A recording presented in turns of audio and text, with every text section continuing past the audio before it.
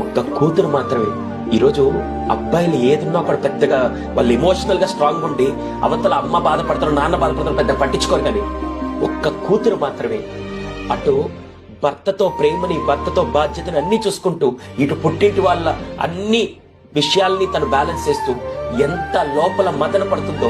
ప్రతి అమ్మాయి ఎవరైతే పెళ్లి చేసుకొని వచ్చారో అటు భర్త మాట కాదనకూడదు, ఇటు పుట్టింటి వాళ్ళని వెనకేయకూడదు, మొత్తం కలిపి చేస్తూ నిజంగా hats off to all the women those who are balancing this thing. అది ఒక్క కూతురు మాత్రమే చేయగలుగుతారు.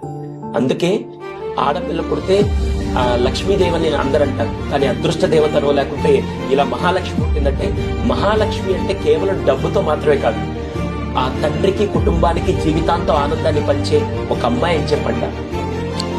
చెప్తుంటే కన్నీళ్ళు ఆగలేదు.